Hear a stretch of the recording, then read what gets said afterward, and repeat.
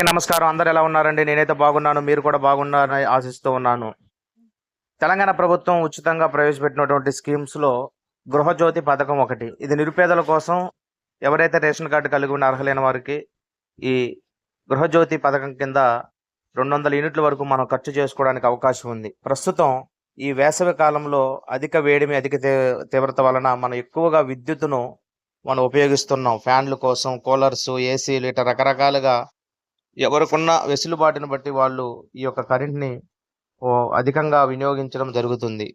తత్ఫలితంగా మనము 200 యూనిట్ల కంటే ఎక్కువ కరెంట్‌ను మనం వినియోగించుకున్నప్పుడు దారుడి మీద ఎలాంటి ప్రభావం పడుతుందనే విషయాన్ని మనం తెలుసుకుందాం. ఈ గృహజ్యోతి పథకం కింద ఒక ఇంటి విద్యుత్ వినియోగం నెలలో 200 యూనిట్లు దాటితే వారు ఆ నెలకు పూర్తి బిల్లు మొత్తాన్ని చెల్లించాల్సి ఉంటుంది. అంటే మనం 200 యూనిట్ల లోపు మనం కరెంటుని వినియోగించుకుంటే జీరో బిల్ ఉంటుంది. అంటే ఎటువంటి మనం బిల్లు కట్టాల్సిన అవసరం లేదు.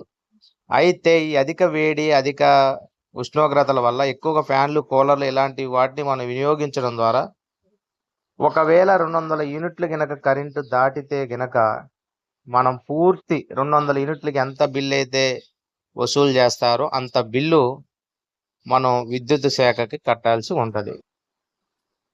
ఈ గృహజ్యోతి పథకం అర్హులైనటువంటి వారికి ఉచిత విద్యుత్తుగా ప్రభుత్వం ప్రవేశపెట్టింది.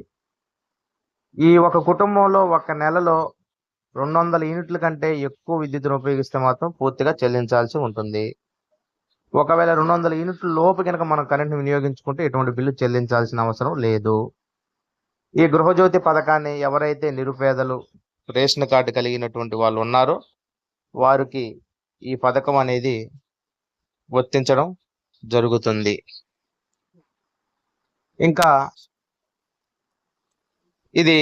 ఈ పథకం అనేది తెలంగాణ ప్రభుత్వం ప్రకటించినటువంటి 6 గ్యారెంటీల్లో ఇదొక పథకం. ఈ పథకం ఎప్పుడు ప్రారంభమైందంటే ఫిబ్రవరి 27న ఈ పథకాన్ని ప్రారంభించారు. రేషన్ కార్డులు ఉన్న వారందరికీ కూడా ఈ పథకం వర్తిస్తుంది. ఈ కరెంటు బిల్లులు మొదటి 50 అంటే 100 యూనిట్ల లోపు ఉన్న విద్యుత్ వాడే వారికి మొదటి 50 యూనిట్లకు గాను యూనిట్‌కి ₹1.95, మిగిలిన యూనిట్లకు ₹3.10 ఛార్జీ వసూలు చేస్తున్నారు. 100 నుంచి 200 యూనిట్ల మధ్య కరెంటు వాడే వారికి మొదటి 100 యూనిట్లకు ₹3.40, మిగిలిన యూనిట్లకు ₹4.80గా లెక్కిస్తూ ఉన్నారు. ఒక 200 యూనిట్ల కంటే ఎక్కువ కరెంటు వాడే వారికి మాత్రం మొదటి 200 యూనిట్లకు గాను ₹5.10 ఛార్జ్ చేస్తారు.